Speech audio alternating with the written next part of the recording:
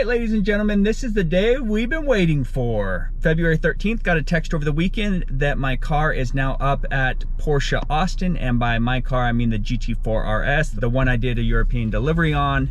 Heading over to grab Roman, gonna make the hour-and-a-half drive up to Austin from San Antonio, maybe stop off at Buc-ee's on the way. I feel like we have to. And gonna grab the GT4RS, take it over to Finspeed for its first modification. Gonna get the wheels mapped out so that we can get some track purpose wheels for it. And stay tuned, here we go.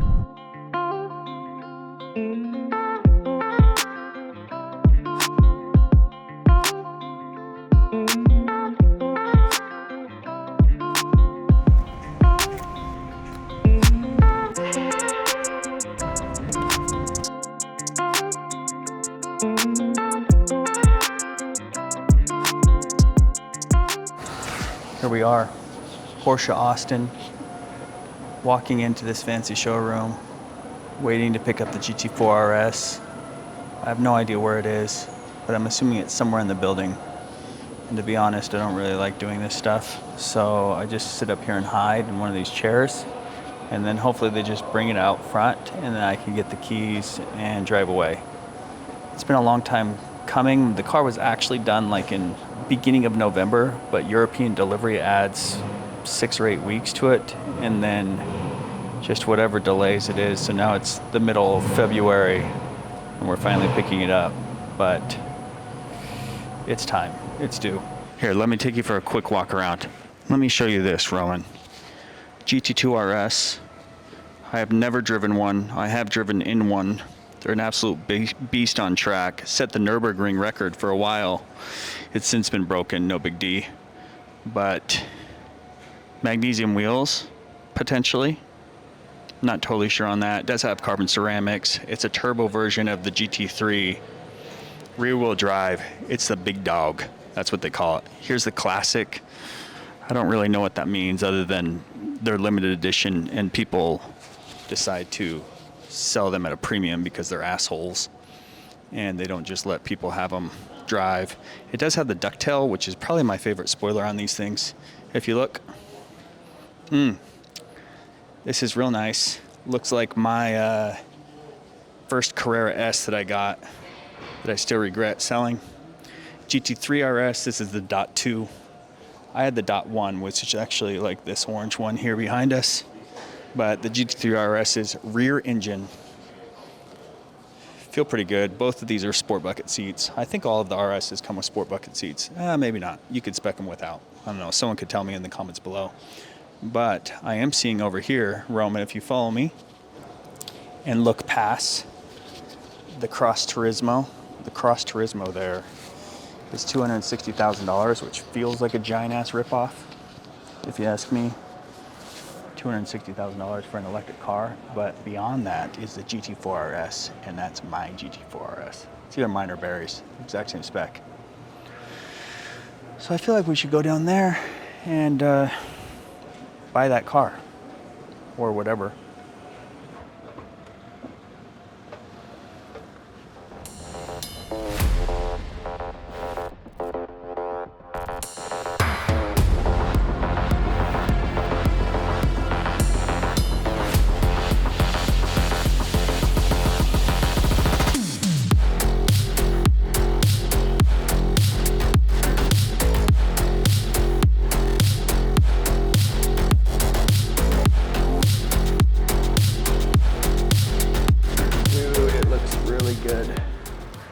Looks really good, Roman. Look how cleaned up it is. See how it gets a little bit of fog in the lights, but I'm not going to complain about that. I think it will go away in time. I feel like they did a great job cleaning it up. No damage, black on black. I think I'm going to do stealth here, gloss here, gloss, gloss, stealth wrap. Look at this big ass wing. Look at this. This is an underappreciated part of that car. Looks about as good as it can get. Black on black, long time waiting, year waiting. $50,000 over sticker. Again, I feel like that's a scam. Some other things we're gonna do to it is some goodies. We're gonna do an exhaust project on it. Probably either a straight pipe or some sort of exhaust.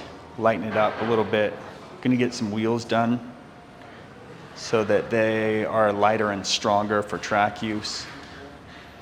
I'm gonna put roll cage in for some safety, just in case I'm getting shifty out on the track and throw it into a wall or roll it, something like that. But there it is, 2023 Porsche GT4RS.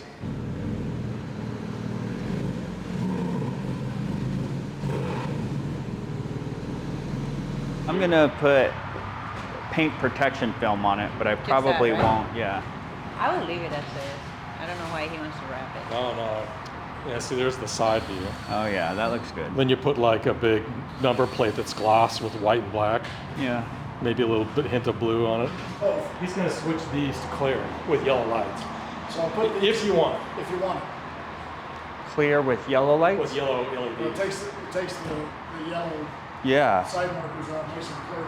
Because you're so far away, it might make sense to put it on your car. Right now? Yeah. Are you okay with that? Yeah, 'cause Okay. I can come back. Yeah, that's fine. And It's an easy change, man. You're Oh, they just pop in look and at pop this out. guy. Yeah. He's like a magician. it's usually done. And then you'll be happy. All right, just picked it up. GT4RS from Porsche Austin. Thank you, Porsche Austin. This is amazing. You're welcome for the money. Barry and I both were able to grab our two matching black ones, like twinners. Oh my God, this sound. I forgot about this. Oh, something's happening in my pants. Oh, that's not even very fast, and that feels amazing.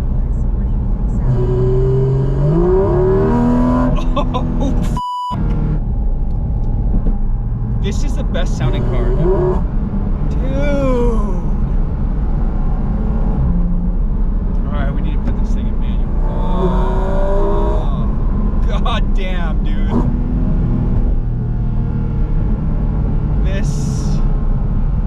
This is incredible. Freaking 900 miles, I gotta sit here.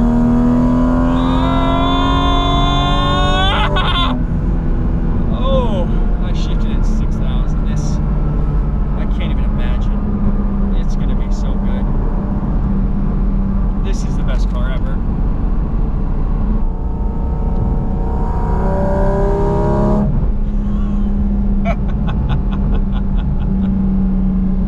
This is ridiculous.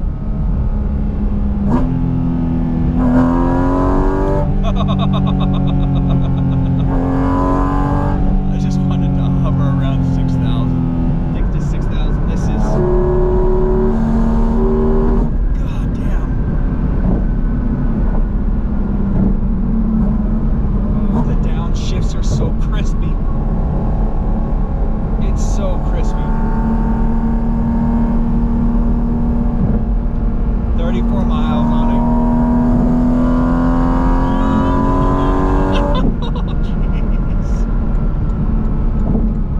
You know, our stuff is application specific. We don't, everybody else in the wheel world, all of our competitors, Do other things. they do it, well, they pre-machine the wheel, right? And so when they get like a let's just say a 19x10 forging that shows up, Right. they look at their sales history and they say, okay, 20% of the 19x10 sales are our F10. Right. 15% is our Spider. And so they go ahead and they pre-machine them and set them on the shelf. And when the order comes in, they'll pull them down, they'll cut the offset and the hub bore and the lug pattern and all that. Problem is, if you cut the spokes before you know what it's going on, like a 19x11, you can run that on the front of a Corvette, you can run that on the rear of a McLaren, you can, I mean, there are so many different applications Right. that load the wheel significantly differently than each other, right? So if you're in the failure spot, so where the spoke meets the hub and the spoke meets the barrel. Yeah. And so if you're cutting that wheel before you even know what it's going on, and you're cutting those critical features, you're not doing it right. And so the only other company that Which makes it less strong and more susceptible to breaking on track. you're either overbuilt or you're underbuilt, Okay. right? And so you're heavy, you're either too heavy and you don't perform, or you're generally too weak. And that's what they do because everybody wants to tout low weight numbers. Right. And so, and the other handcuff when doing things that way is what we talked about with your car. Your caliper is here and your fender's here. Right. So if I'm pulling a wheel off the shelf that's going to work for that, I can't go very deep on the spoke because I've got to clear that brake. Right. The key to a very strong, very light wheel is a very narrow spoke that's very deep. And if you don't know what you're making them for, you can't do that, right? You have to go. You just got to pick something in the middle, you know, or whatever. Yeah. And Okay. so wheels tend to be underbuilt so they can advertise low weight numbers. And that's why everything that we make is specific for the application. I mean, when we make something for your GT4RS, that's all it's going to go on. Right. It's not going to go on anything else, right? And this system allows us to do that. We can quickly change, right? We can change diameter. We can do a diameter change on the cell in 5 minutes.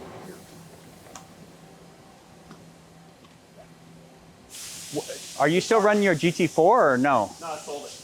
And so you're just running the Corvette now? Right. I ran this a couple of weeks ago just to see what my weak points were. And so, how'd it run? Good? good. I mean, it's a 213 car out there, but I've got to get back in shape. So, Yeah. So the scanning, your car will go on the lift, and if you notice underneath there are these little pots in the ground.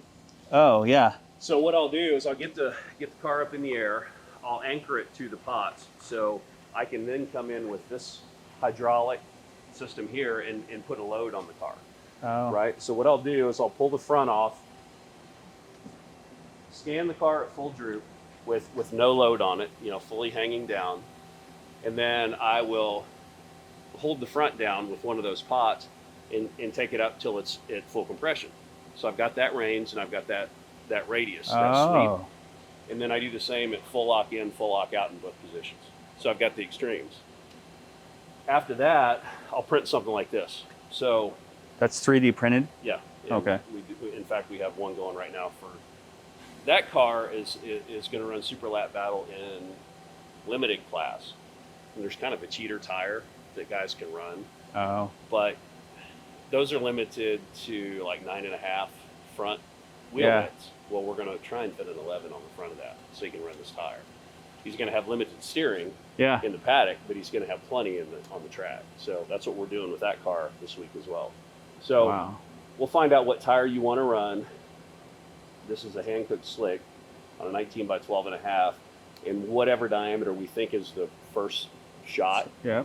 And then we put it on, we load it, and then I can check for clearance. I can go full lock in, full lock out. And Oh, and do get the same thing. Yeah. Yeah, it's a gauge. It's a profile gauge. Yeah. So your center lock nut locks it on this side, and it engages with your drive pin on the back side. So this can simulate, and I can free spin it because you know, I'm loading the spindle and not the hub. Right. So So are we going to try to fit as big of a tire on there as possible, right? I am going to try and find out what the biggest tire is. Okay. And I'll give you a recommendation. Okay. And the recommendation, some guys don't care about rubbing, right? I hate rubbing. I don't like rubbing. Yeah. Yeah. So I'll give you this is at full compression, you're going to rub. Here. Right. Or, you know, maybe it's a 265 and you're clear all day long regardless. Of Okay. what you do. So I'll give you a range. Yeah. And then can we also look at which tire is the most cost effective to be able to buy, right? Absolutely. Because I'm doing this. The whole reason why I got rid of all the other shit that I had is because it just became too expensive. It became too much. I'm having to drive, you know, have race team and trailers and tow and this and that. And, you know, I'm like, I don't want to do this anymore. Right. And so I lost the love for it because it just became too much. Well, when you add it up, I mean, that's why I went with this platform. If I pop an engine in this, No big deal. $8,000 and I have a warranty. Right. You know, I've got a 12-month warranty on an engine that it takes me, you know, one day with my son to do an engine swap on here. Wow. This thing's the cheapest car to run I've ever owned. I bet. So, and it's fast as shit. It makes Yeah. 460 horsepower at the wheels, and it does 213s a coda. Yeah, I mean, that's nuts. It's ridiculous. And it's a manual. And the thing about the 4RS is I was just thinking I can drive to and from the track. It's going to be fast enough. It's not going to be the world's fastest car. Sure. I thought this would be fun to just chase each other around and go, you know. Well, see, I was thinking about getting a 4RS for that reason. Yeah. Just with a group of guys. Yeah, we're all just on going the to same platform. Right. We're all, you know, Simmons said something about getting one as well. Oh, really? Yeah, you're plenty fast. Right. You know, you got guys that are running the same platform. Right. So you're and there's nothing to prove. Right. It's just for fun. Yeah, absolutely. So now that's what we'll do. So Okay. we'll get a full range. I'll know exactly where every hard part is at all times on this suspension with the data that we're going to have. We'll do the same thing for the rear. Okay. Full swing, full, you know, we'll have the full sweep of the suspension, totally unloaded, hanging like this is, and fully compressed. Are you wanting to run a treaded tire, something you can drive to the track on? Ideally, unless I could get away with like the Hoosier or something like that that's still dot rated, and I could drive to and from the track on that. So 265 front is right now what I know about the car is what I think is going to go. Okay, that's a good tire. It's a great tire. Yeah. That's what I ran on the front of my GT4. Yeah. I had to do some weird stuff to make it go, but. All right. Well, we just dropped it off with Daniel over at Finspeed. He's going to hook me up with some sick ass track tires. Actually, not track tires, track wheels, so that they don't blow apart on the track. And then we could just dominate at COTA. And the process that they have there is incredible. So we did get a little bit of footage of that. Obviously, check out Daniel over at Finspeed. They're incredible. So if you're looking for some sick ass wheels for your car or for the GT4RS, he's going to be able to have those things worked up here real nice. So stay tuned for next time. Oh, and like and subscribe. Don't be an asshole. Like and subscribe so that it really does help the algorithm and I can continue to film shit like this.